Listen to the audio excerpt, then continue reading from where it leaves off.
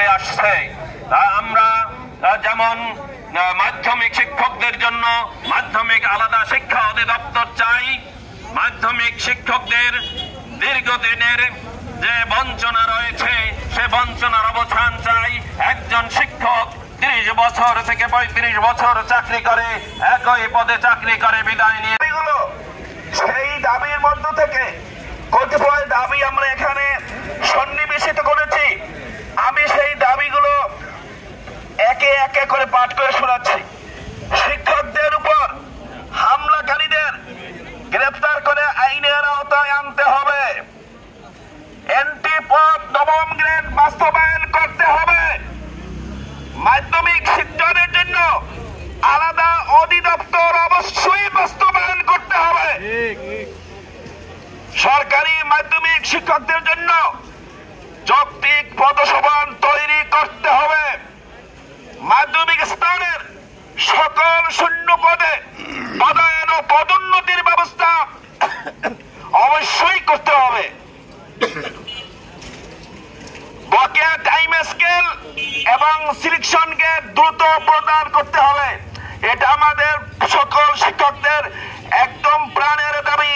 আমাদের একটু আগে আমাদের এক বক্তা আফজাল হোসেন সাহেব বলেছেন যে আমাদের অনেক শিক্ষক এখনো টাইম স্কেল সিলেকশন থেকে বঞ্চিত রয়েছেন।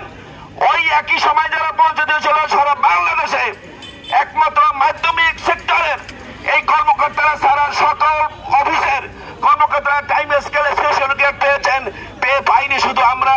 সুতরাং এই বিষয়টি আমাদের অতি দ্রুত বাস্তবায়ন করার জন্য সরকারের কাছে সবিনয় অনুরোধ করছি। নিয়োগ বিধি অনুযায়ী যথা সময়ে সিনিয়র শিক্ষক পদে শতভাগ পদোন্নতি দিতে হবে। মাধ্যমিক স্তরে রাজস্ব খাতে সকল পদ সরাসরি সরকারি শিক্ষকের দ্বারা পদায়ন এবং পদোন্নতির মাধ্যমে পূরণ করতে হবে। অ্যাডভান্স ইনক্রিমেন্ট অবশ্যই চালু রাখতে হবে।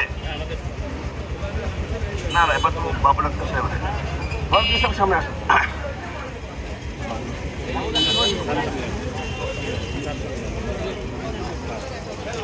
এ পর্যায়ে হৃদয় চালকের স্বনামধন্য এই প্রেস ক্লাবের সামনে চালকালীর ঐতিহ্যবাহী সরকারি উচ্চ বিদ্যালয় এবং চালকালীর ঐতিহ্যবাহী সরকারি হলসদর বালিকা উচ্চ বিদ্যালয়ে পেশা পালনে আমরা দৃঢ় প্রতিজ্ঞ থাকা সত্ত্বেও এক পর্যায়ে বাধ্য হয়ে এই 2 স্কুলের সকল শিক্ষক আমাদের সাথে 2 স্কুলের সহকারী প্রধান শিক্ষক এবং প্রধান শিক্ষক সকলেই রয়েছেন।